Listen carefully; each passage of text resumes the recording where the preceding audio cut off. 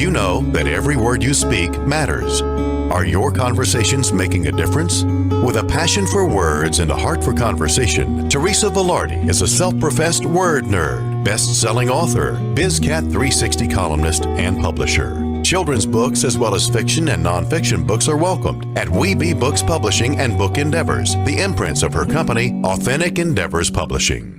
Whether written or spoken, Teresa strives to encourage and inspire meaningful conversations that make a difference. Here's the host of Conversations That Make a Difference, Teresa Velardi. Hey everyone, and welcome to Conversations That Make a Difference. I am Teresa Velardi, and we are here today with some incredible gentlemen who have all served in the United States of services at one point or another. They're each from a different service organization. So before we get to introduce them and have a conversation with them about this new best-selling book, Business Secrets, From the Battlefield to the Boardroom, let's just start with some information about the show. We are live the first and third Tuesday at 5 p.m. Eastern, but you can listen to replays on every Tuesday morning at 5 a.m. and at 5 p.m. Eastern Time. We are with syndicated Dream Vision 7 radio network, and you can listen to us online, in your car, on YouTube, and you can even ask Alexa. Don't say too loud because Alexa will start playing Dream Vision 7 radio network. So welcome everyone. We know we start with a prayer. I usually start with a serenity prayer, so let's take a second to do that, okay? God, grant me the serenity to accept the things I cannot change, the courage to change the things I can, and the wisdom to know the difference. And I want to say also that it is by God's grace that we are, all of us, fabulous, blessed, and highly favored, living in our greatness, using our gifts and talents to make a difference in the lives of others with passion and purpose. And all of God's great universe is conspiring in our favor. And together we gratefully say, amen. Amen. Awesome. Amen. So let's get started with, I'm going to start with the author, the primary author of Business Secrets. He has a whole series, by the way. This is book number 4.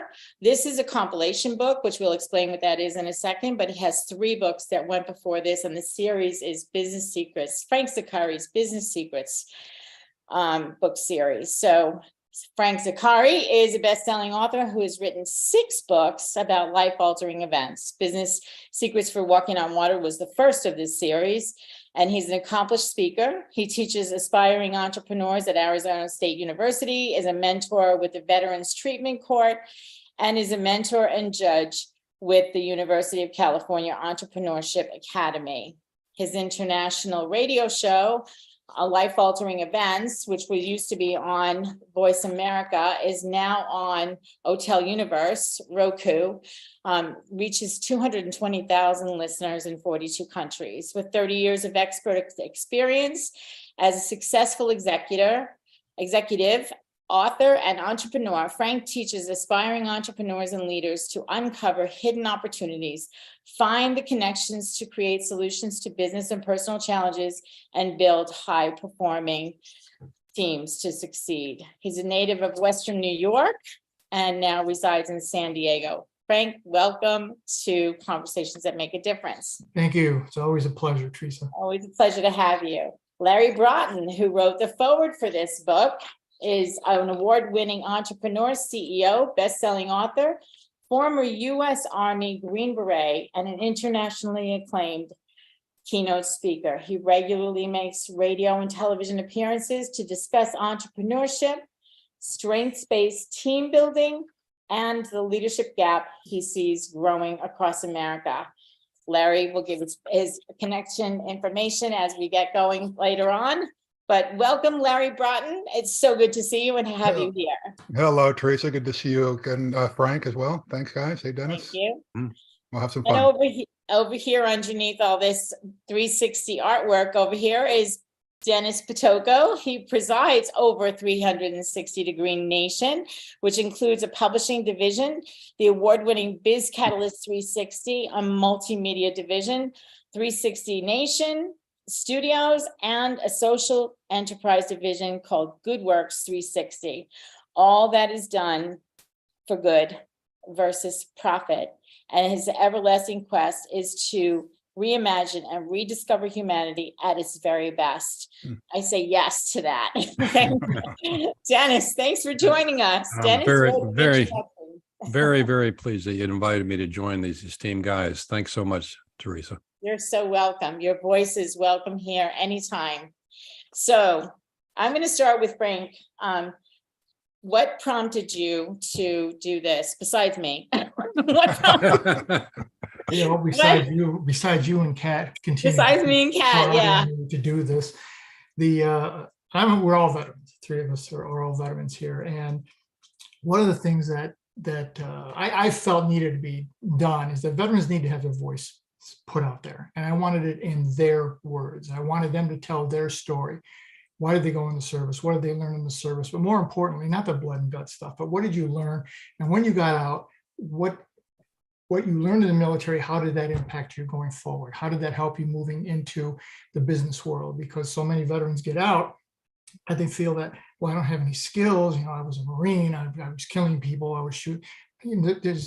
But there is. Everything that you did in the military taught you how to be a leader, taught you how to overcome obstacles, how to be able to look at situations and find solutions. And when I went in the military, I was getting a lot of flack because I'm a Vietnam veteran. My friends would say, "What are you doing? What are you're nuts. Why are you going in there? You're a nonconformist. Now you're going to go to an organization to tell you how to do everything, including what to wear every day." And I thought, okay, well, I'm making a mistake here, but basic training is like that. But once you get out of basic training, these two gentlemen will tell you, it's not at all like that. You're going to have to think on your feet. You're going to have to be able to react. You're going to have to be able to find ways to accomplish what needs to be accomplished. And I think for too long, veterans keep their story under a bushel basket, and they say, "Oh, my story's not that interesting," or whatever the case might be. And it was hard to get some veterans to come in and write a chapter because that was their prevailing feeling. But if it happened to you and you've had success, you're going to impact a lot of other people. And I am in awe that Larry and Dennis are legends, that they agreed to write the forward in the introduction for this book, which put it in a whole different category. So gentlemen, thank you so much. That's an honor. Our pleasure. Frank, tell everyone what branch of the service you served in and what I was in the Air Force. I was in the Air Force. I went 4 years. I was back. I'm older than these guys. So we had the lottery was still around back when I was coming up. So my lottery number was 10. And so it was, I waited to get the letter from President Nixon, "You're going into the Army on this day." And then I enlisted in the Air Force as a medic. So back then it was, if you were drafted, you were 2 years. If you enlisted, you were 4 years. And those 4 years, I probably learned more in those 4 years about life, about management, about collaboration, than I learned all the way through a master's degree and 30 years as a business executive. I learned more in those 4 years in the Air Force. Wow. That's a huge statement. Larry, let's talk about you for a second here. Hey. So what branch of the service did you serve in, and what did your experience take you to once you got out? Yeah, you kind of hit on it earlier. So I was in the Army. I was in Special Forces, commonly known as the Green Berets. I spent about 8 years on Special Forces A teams, and then the training that was involved with getting there. The special operations community is a bit different than most of the conventional military. But what Frank was saying earlier is spot frickin' on. And when I'm talking about that, I'm talking about where a lot of veterans don't know what are the transferable skills that I have that can actually help when I get out. Now, listen, if you're a medic and you want to get into the medical industry, it's kind of an obvious transfer, but that's not what most people do, right? Correct. And Frank hit on a lot of the key things, about management and leadership and all those types of things. Those are not obvious, but when you actually stop and reflect about what did my time in the military, how did it serve me? There's something that a lot of us forget. And I think this is why this thing I'm about to share with you is why a lot of veterans who get out and get their stuff together, what do I mean by getting our stuff together? Take accountability for our own life, and take responsibility for what the road looks like in front of us. Because there's a lot of veterans in the world who think, well, in the US, who believe that now that I've served, now that I've volunteered, because we have a volunteer force now, that the country owes me something, right? And so they're looking for the handouts. And they've turned many, not all, many have turned into this victim class.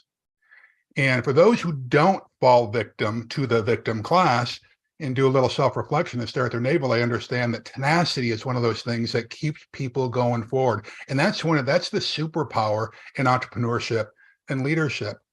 And also stopping and reflect that the people that really move mountains, who become the titans of industry, are the people who have high emotional quotients. And I don't know any other crash course that you can go into to learn about the power of emotional intelligence than the military. And then just the heart of service. They continue to serve after they get out of the service. When you go into the military and you put on the uniform, you go into the service. And those people that continue to serve afterwards tend to do great things. But besides those things, I learned about the power of small teams who believe in the same thing. I learned about how leaders who subordinate their own personal agenda for the success of the mission do amazing things. I mean, how many people we can look around and see the leaders who are obviously stealing their, I hate this term, but you'll get it, subordinate or their followers' ideas and claiming them as their own, or they're grinding their team members down. That doesn't work in the real world. It just doesn't, right? So there's so many, we could spend 3 hours just talking about lessons that we've learned, but that kind of encapsulates it. And I'm just so proud to be, on Frank's team at this point, and that you guys asked, hey, would you consider doing this? Because I agree with what Frank said.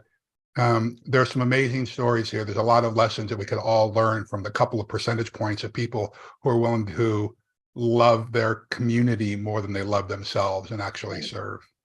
Yeah, exactly. Well said. And I was when Frank and I were discussing this book with Kat and he was talking about he didn't know who to have write the foreword. I said, I do.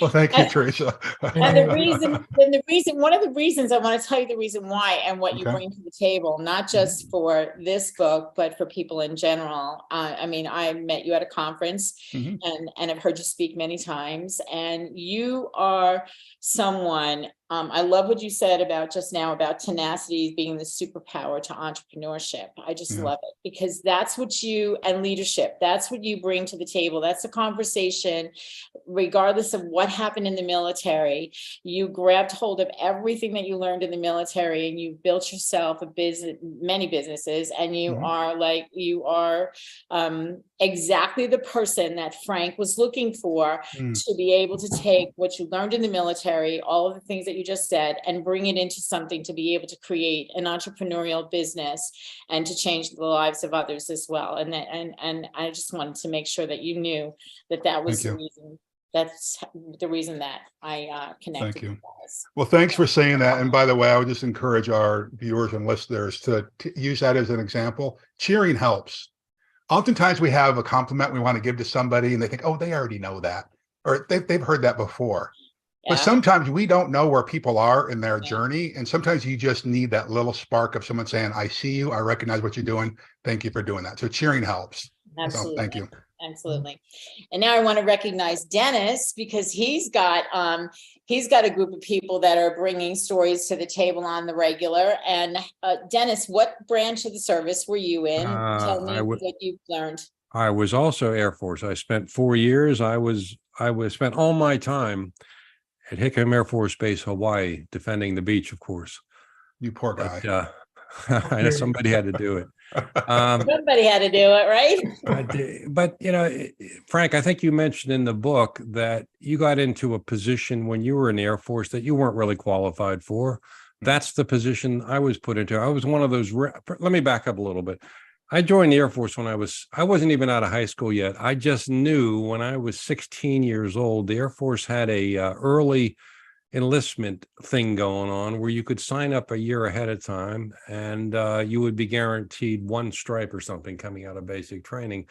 There was never any question in my mind whether I was going to do that. Now, I'd like to tell you I was brilliant. I'd like to tell you I was planning, but Frank, my upbringing in Pittsburgh wasn't too far from your upbringing in Buffalo.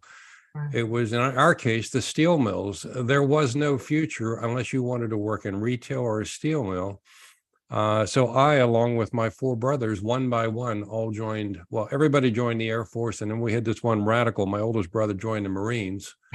In any event, I look back on that because people often on podcast discussions talk about, your business career, and let's talk about some of the more significant decisions you've made over the years. And without exaggeration, the single most epic pivot decision I ever made was at 16 years old, joining the Air Force. I didn't know it. I had no idea what I was up against. I'd never been away from home before. And, all the emotions kicked in. But it's amazing when you look back, and your book forced me to do that, Frank, and say, well, why am I saying that? Why was that so significant? It's because I didn't realize how much I learned until I came home 6 months after I left for a brief visit before I went to Hawaii. And I started, talking to my old friends in the old neighborhood. It's like the world had frozen. And suddenly I had grown up a bit, and suddenly I'd matured. Why? Because the basic training discipline was overwhelming to me, but you were forced to step up. And then as time went on in the Air Force, I was back to, you mentioned the lottery, Frank. My friends thought I was crazy. My lottery number was 276, which means I never would have had to go, but that was never a question. It was just, I'm going. I don't know where it's going to take me. Worst case is I'll get an education with the GI Bill. Best case is I'll learn enough to get a job when I get out. But I learned, how to push myself beyond limits that I didn't realize I had. And this may have already been mentioned, but, the success of the team versus just yourself, whether it be your platoon, whatever you're managing, standing up for what's right, taking risks, the difference between management and leadership. And boy, I realized that very, very early on in basic training. What struck me the most about your book, Frank, and I may have mentioned this in some of my opening comments, it was like reading a user manual for life. This wasn't theory. These weren't people that were coming out of college and saying, I'm going to write about leadership. I'm going to write about, these are real people that walked the talk. And that just resonates, right to your soul when you read this stuff. And I see myself in the mirror in many of those stories, even though I didn't tell one. So, I'm telling you, that's why I was so inspired when you asked me to take a look at it and say a few words, because my list of learning experiences was long overdue. Wow. Can I jump in here for 1 second, just to put an exclamation point on that? Frank, this book, Teresa, this book needs to be read by more than veterans. I'm afraid that we're screaming into an echo chamber sometimes when we're speaking in the veteran community, and we're encouraging our brothers and sisters. But I do speak about this often and write articles about this often, is that the great thing about the stuff that we're talking about today, you don't have to join the military to learn these lessons, but you have to have an open heart and an open mind to it, right? And so I would encourage young people in particular, because this is where I get like nervous. I'm at the point in my life where I'm thinking about legacy. What's this going to mean to our country? What's this going to mean to my daughter and to grandchildren, right?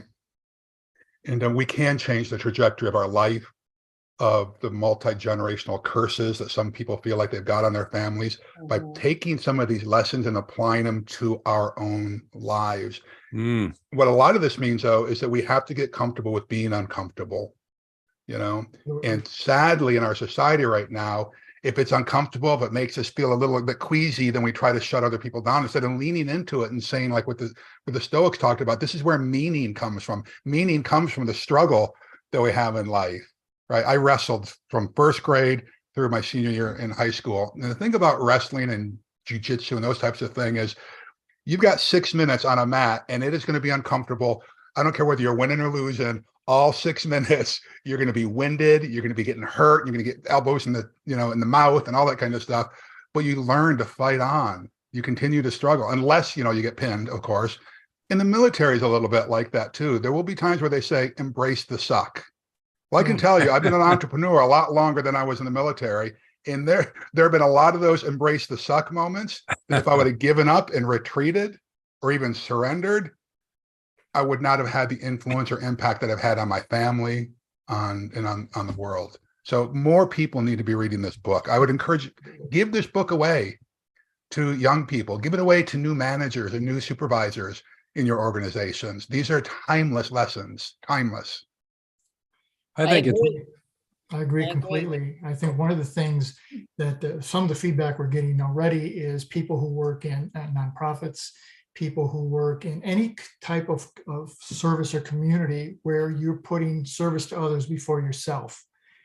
Now, we got one woman today sent me a note and said, thank you.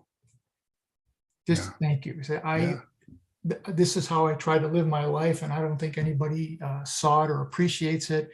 And then I read this book and I see 19 other people who have similar stories that validates what I'm doing, that I'm no longer this isolated do-gooder over here that's really not involved, but there's and many people like me.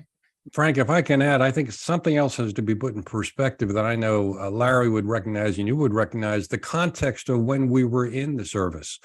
And it wasn't necessarily the most popular place to be when you came home. No. And No, it wasn't. it's only in, recent years that it feels good when somebody says to me, thank you for your service. Because for a long time, that just didn't come up, or didn't come up in an authentic way. So there were some external influences that we were all dealing with on top of doing what we could for our country. And I don't think that can be lost. Well, I wonder, Dennis, do people really know what they're even saying when they say thank you for your service? My sense is that most people haven't stopped and reflected on what does that really mean. Exactly. I agree with you on that. I had somebody say to me once, and it has just resonated with me, but it was a service member. It was a former special operator, and he said, "Hey, brother, thanks for picking up the sword." Ooh. That resonated with me. Like, that is, like, he knew, right? Just the willingness to pick up the sword. Because here's the thing, I think, team, that unless you've got a service member in your family, there are a lot of people, and I've heard this over and over again, they will stereotype military service members or veterans as angry, hateful, because you gotta be angry to go out there and be willing to kill somebody. Even if you never have, you got to be angry to do that. And I remember the conversation I had with him is, no, I have been around some of the biggest swinging blanks in the world, the baddest mofos who walk the planet. And I can tell you, I've never been around more loving human beings in my life. Amen. You don't pick up the sword because you hate. You pick it up because you love your family so much. You love the man and woman to your right and left so much. You love our way of life so much that you're willing to protect it no matter what. These people love, and they love deeply. I've been out for a long time, but the people that I know that love the deepest are the people that I served with. Good for you. Well said. Absolutely. That's Goodness. perfect. The other thing that Wait. I'm sorry. We have to go to a break. I hate when this happens, but we have to go to a break. And when we come back, we're going to talk more about this great book that these gentlemen participated in and Frank put out, Business Secrets from the Battlefield to the Boardroom. And we'll be right back to talk more about that. Stay tuned. What if dreams can diagnose your life?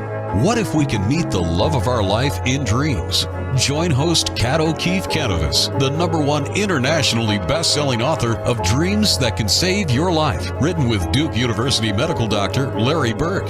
Dreaming Healing is where we'll explore dreams, research, and interpret dreams from you, the caller. Dreaming Healing shows can be heard every Tuesday at 9 a.m. and 9 p.m. Eastern, with live shows on the first and third evenings at 9 p.m. Eastern, 6 p.m. Pacific Time on syndicated Dream Vision 7 Radio Network. Come live your dreams out loud with Kat. Are miracles real? Can you move from mayhem to miracles? 30 prominent authors say yes as they share their high fives and down lows of challenges, abuse, addiction, and love. Experience hope, the magic elixir of miracles, through the personal stories of New York Times bestselling authors James Redfield, Dr. Bernie Siegel, Sister Jenna, Reverend Temple Hayes, and many more. If you like bestsellers, chaos to clarity, and crappy to happy, you'll love crying and laughing through mayhem to miracles. Sacred stories of transformational hope. Available now on Amazon and in bookstores worldwide. Did you know that every word you speak matters? What you say and how you say it can make or break a relationship or shift the outcome of any situation. Are your conversations making a difference? Faith in God, gratitude, authenticity, and giving are Teresa Velardi's heart. It's in this spirit that she's focused on making a difference in the lives she's blessed to touch. Conversations That Make a Difference is now on syndicated Dream Vision 7 radio network every Tuesday at 5 a.m. and 5 p.m. Eastern Time, with live call-in shows every first and third Tuesday at 5 p.m. Eastern.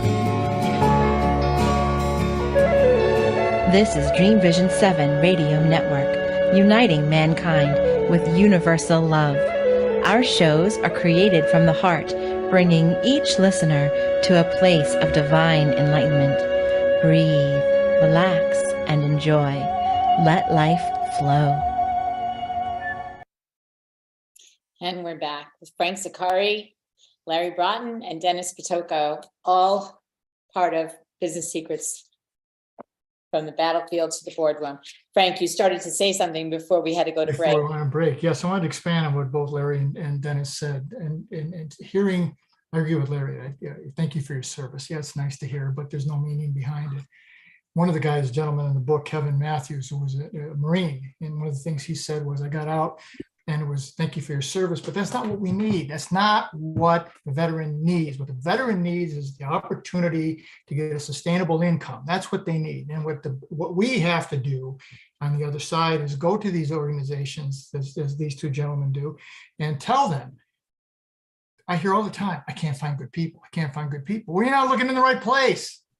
There's a ton of good people out there, and you're just not putting in the energy and the effort. Now, why would you not want someone who's going to show up every day, who's going to be loyal to a fault, who's going to figure out whatever it takes to get something done? They're going to find the solution.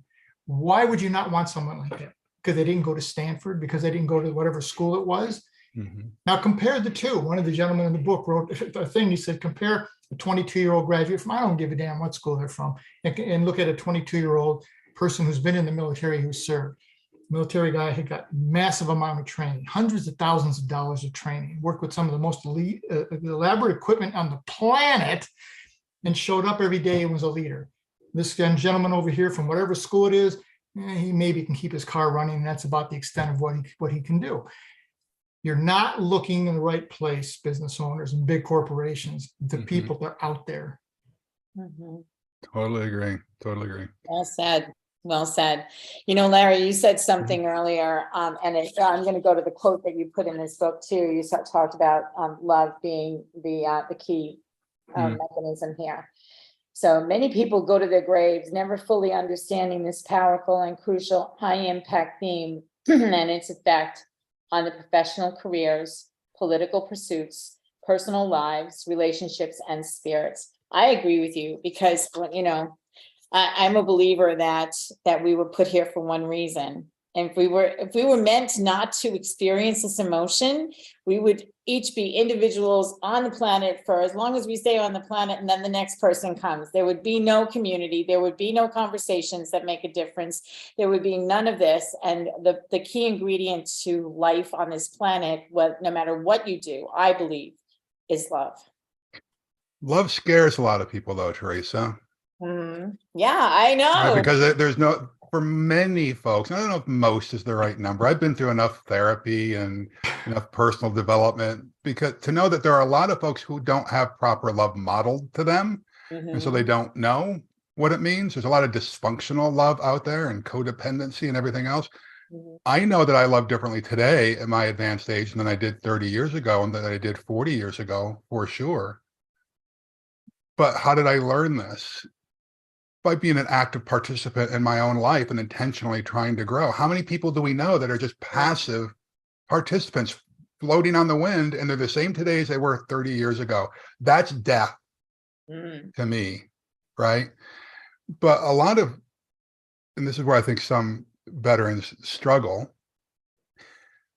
part of loving ourselves is forgiving ourselves. Some of us has done some things that we're not very proud of. Some of us have hurt people that we didn't want to hurt.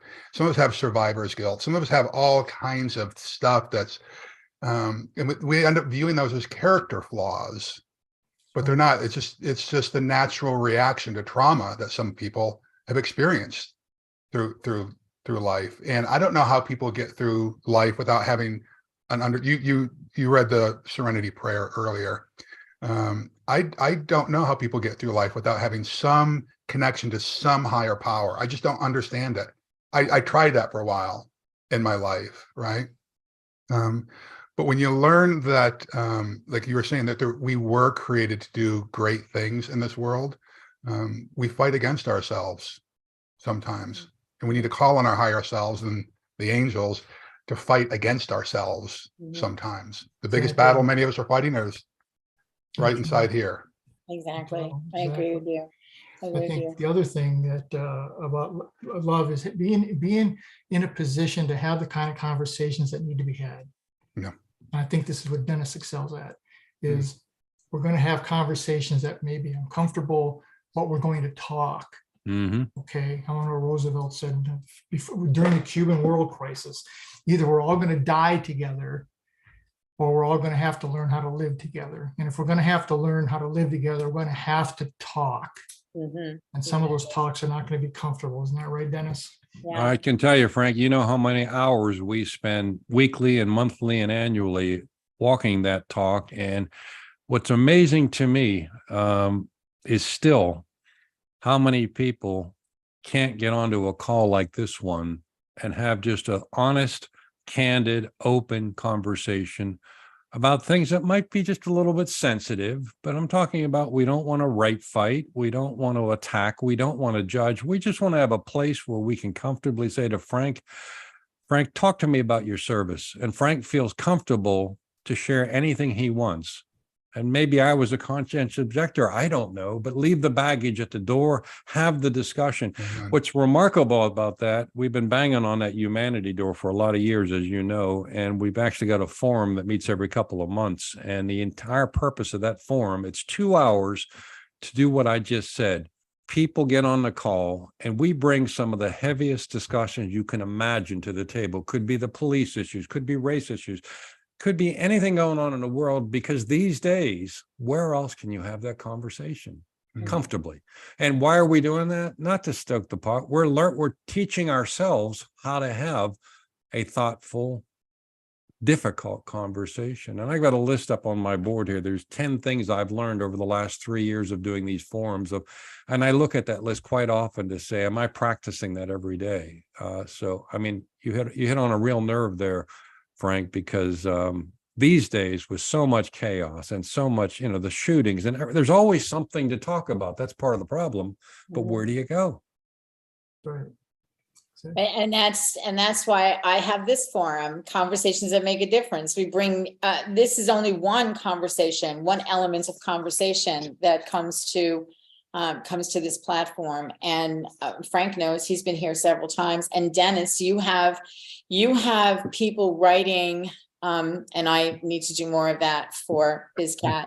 Yeah, I do. I'm a little busy, but yeah, you have people writing about so many various things in life. There's something for everyone at BizCat. There is, and there's people are just pouring their heart out on the pages. Again, when you share who you are with the world, that in itself, and people don't recognize this as love, it's loving other people as well as loving yourself and giving yourself permission to share what your experience has brought you through. And it's not all about the service. The lessons in here, I love what somebody said it earlier, I don't know if it's Frank or Larry, but this is for everybody. This is not just for service people who are veterans. There's lessons in here that I mean, of course I had to read through the whole book. I loved reading through this whole book because there's so much in here for so many people. So Dennis, I'm curious, what's on that list that you have? Oh boy, this could take us another hour here. Let me just grab it over here. I'm constantly reformatting here it is. There's 11 things. This list started out with 3 things about 3 years ago. And not to dominate this particular call with it, but something as simple as, let's assume Larry said something on this call that it just got under my skin, whatever it was. Rather than the old Dennis, maybe years ago, going right after Larry and bombarding him with objections or whatever, my response now is, Larry, help me understand, how did you arrive at that position? And then my job is to shut up and listen to what Larry said, because just maybe I'm going to walk away from that. 2 things are going to happen. I'm probably going to see things from a slightly different perspective I never imagined because I'm not in Larry's shoes.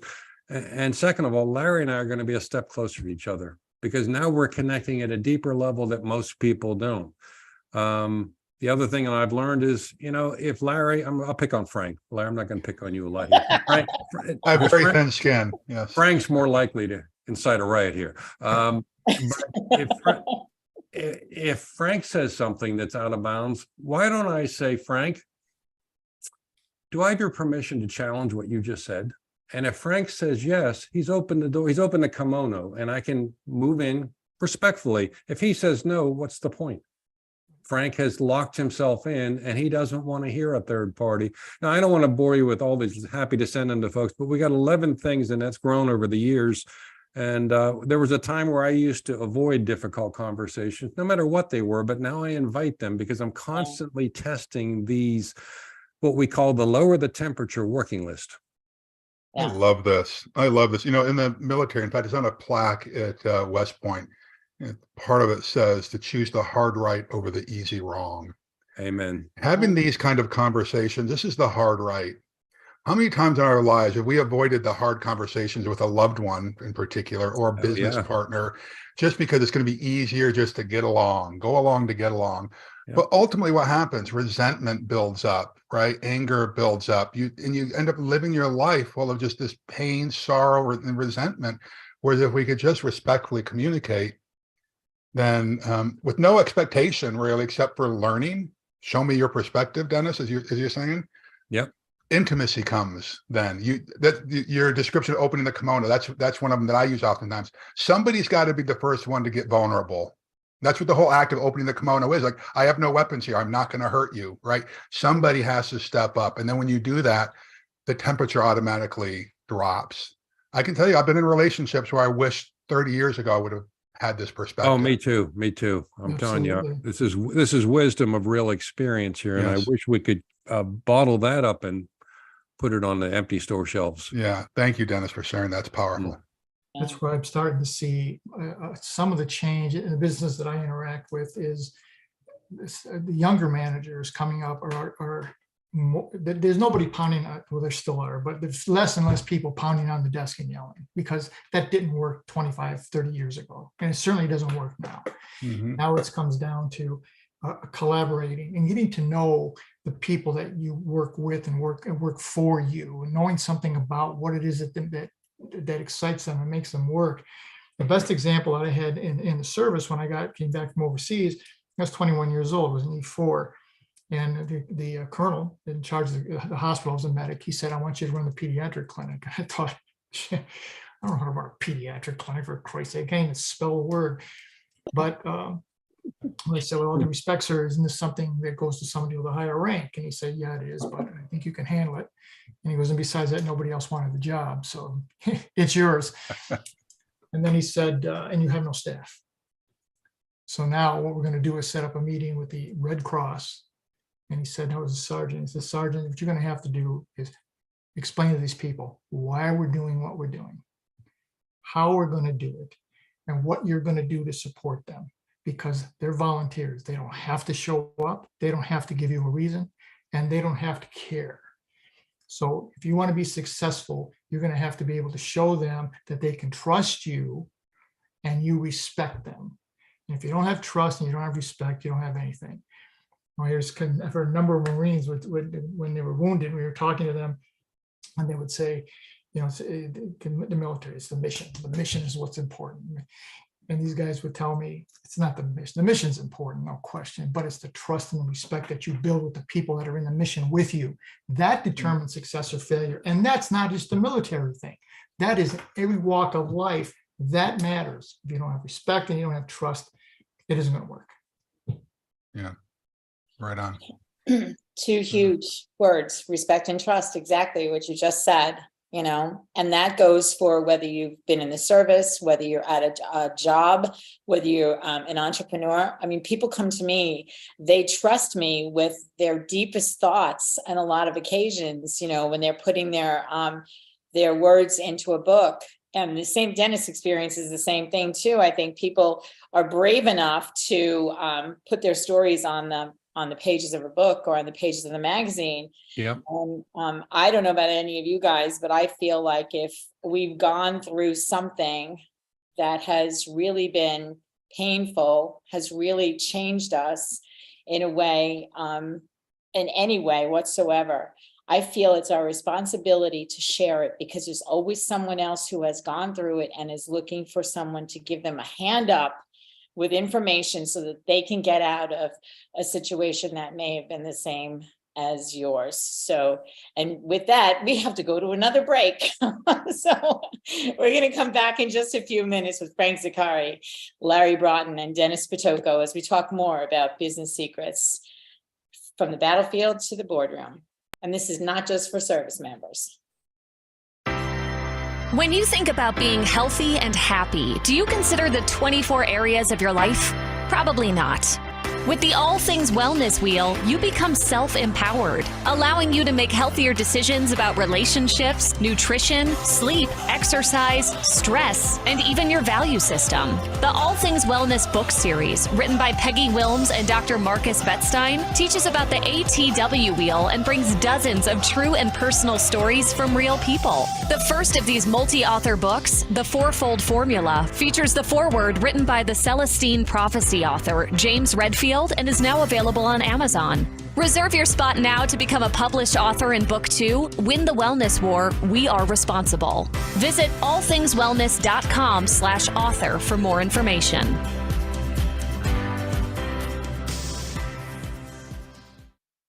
In a world facing annihilation, a miraculous African nun rises to become the first female pope through a web of war, murder, and betrayal.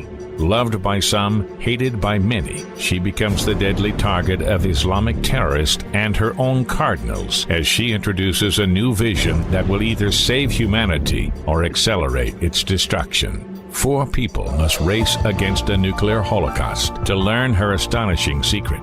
Pope Annalisa is available at petercanova.com, Amazon, and other online booksellers and bookstores worldwide. Did you know that every word you speak matters? What you say and how you say it can make or break a relationship or shift the outcome of any situation. Are your conversations making a difference? Faith in God, gratitude, authenticity, and giving are Teresa Velardi's heart. It's in this spirit that she's focused on making a difference in the lives she's blessed to touch. Conversations That Make a Difference is now on syndicated Dream Vision 7 radio network every Tuesday at 5 a.m. and 5 p.m. Eastern Time, with live call-in shows every first and third Tuesday at 5 p.m. Eastern.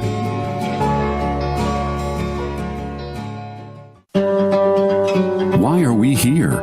How can we be happy? Questions asked from millennials to boomers. Crappy to Happy, Sacred Stories of Transformational Joy answers them using true stories of grit, grace, and love. James Redfield, author of the Celestine Prophecy, wrote in the foreword, "This book is a seminar about emerging truths and offers grounded solutions through the art of the comeback." Dr. Bernie Siegel, a contributing author, wrote, "Bodies die, but spirits and consciousness survive and recycle." So, grab some tissues, open your book, and prepare to cry and laugh till it heals. Crappy to Happy by Reverend Ariel Patricia and Kathleen O'Keefe Cannabis. Available from Amazon, Barnes & Noble, and booksellers worldwide. This is Dream Vision 7 Radio Network, uniting mankind with universal love. Our shows are created from the heart, bringing each listener to a place of divine enlightenment. Breathe, relax, and enjoy. Let life flow.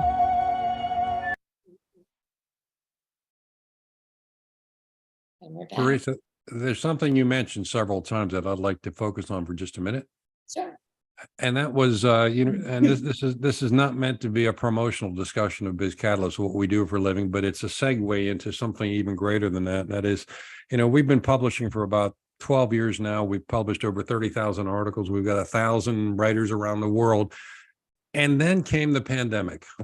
And let me tell you what happened. For years, a lot of people A lot of those writers were writing about leadership, sales and marketing, human resources, social media, all their normal fortes is what they focused on. And then came the pandemic. And, a lot of people started to retreat. In fact, people came to us and said, well, you should kind of stop publishing for a while, go spend time with your family.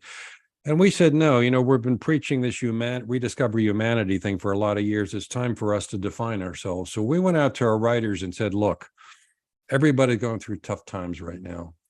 We want you to open your hearts and tell your stories of what you're going through right now. Yeah, human resources is important and sales and marketing is important. And there's always a place for that. But right now, it just feels a little bit icky. So bring it on. And our only guideline for publishing is respectful and not mean-spirited. You can talk about whatever's on your heart and your head. Now, that was 3 years ago. We didn't know what to expect. From that point forward, our volume went through the roof.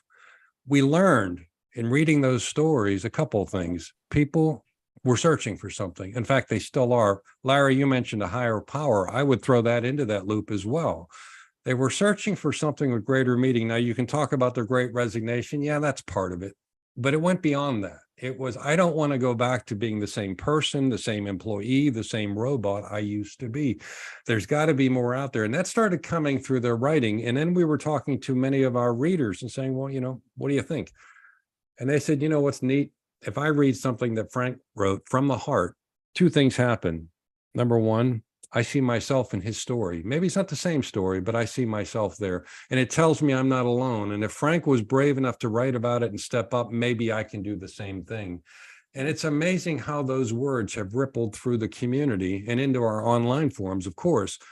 But it was that shift. And on one hand, yeah, the pandemic was terrible, but we all stopped and we were all in the same boat for just a minute. And it's been a remarkable learning experience for us. And we've never shifted back to what I'll call business. It's probably 90% storytelling from the heart, and the rest is the normal stuff that people just like to write about. But anyhow. That's an interesting point with the story. Years ago, I worked for NCR when it was trying to be a computer company, compete with IBM, right? Which they couldn't do. But I was on a fast track program because I was a little bit older. I'd been in the military, and they would send us away for a weekend, once a month or something. And they would go through this intensified training. Well, one of them was presentations. And it was back in the days when you had the overhead projector and you had to put the foil on with the light and the whole thing, right? Remember those? Well, I was the last one to talk. So I did my talk, and they had mentioned that we have our vice president of communication here, Zig Ziglar. Like, I didn't know Zig Ziglar from Adam at that point in my life. So I do the talk, and I'm putting the foils together, and I'm at the end, he's still standing in the room. And as I start to leave, he comes up, he puts his arm around me, and he says, Frank, you speak incredibly well. I'm going to forget 95% of all the crap that you just told me about features and functions. I'm going to remember the story. That's what I'm going to remember. That's what people remember. And that's why it's so important that we tell our story. Amen. I agree. And I'm going to just bring this up, Daily Gift of Gratitude. This is a compilation book with stories about gratitude and how people who had none now live lives of gratitude. And it's just one page a day. Everybody just read one little page, one story. I have somebody in my life who got a copy of this book, texts me, Facebook messages me, calls me, and says, one is better than the next. You can't believe how many times I've cried. You can't believe how many times I've laughed. You can't believe how I relate to these people. So it's all about the story. It's all about the story. And by the way, we're collecting stories for the next one, which is going to be a daily gift of hope. And all of you gentlemen are invited to come on board. Just send me a story. I'll give you the details later on. But I just think that the more voices that are getting out there, bringing light to what is perceivably a dark time in our lives with all the insanity going on, and we won't get into that conversation, but I think people need hope. I think people need to learn how to be grateful. I think people need to learn how to be kind to others. That's the third one, daily gift of kindness. So this was a little tap on my shoulder about 6 years ago. God tapped me on the shoulder and said, I want you to do this. And it took me all this time to put together the first volume. So I'm hopefully gaining some momentum and going to fill those other volumes with many more voices to bring light into this world. The stories matter. I think what Larry said when he was up and talking with these groups is, let's start thinking different. To steal a phrase from Steve Jobs, status quo, best practice, it's the way it is. That's giving up. Let's look at it from a different set of lenses. Let's look at it from how do we get to where it is we want to get to, as opposed to, well, I can't do it because this is the way it's always been done. Mm-hmm. Yeah, crazy. So I have to ask you, Frank, which one of the stories in this book stands out to you the most that someone else has written? The one that blows me away was an interview, and it's with Albert Pucciarelli. And he was, when I met him, he was 94 years old. He was a World War II veteran, 18 years old, gets sent to Italy, in the bloody boot in Italy. And he gets hit, his position gets hit with a mortar, and he loses his leg below the knee. Okay. And he didn't even realize that he was hit, but the guy that was next to him, he knew was severely wounded. So he went over to try to help him and realized, I can't stand up, I have no leg. So he was more concerned about his partner, his battle buddy, than he was about himself. And then he had put a tourniquet on, took every pill that they give you in the packet, and said, well, one of three things is going to happen. I'm either going to bleed out and die, the Germans are going to find me and kill me, or if the good guys are going to find me and maybe I survive.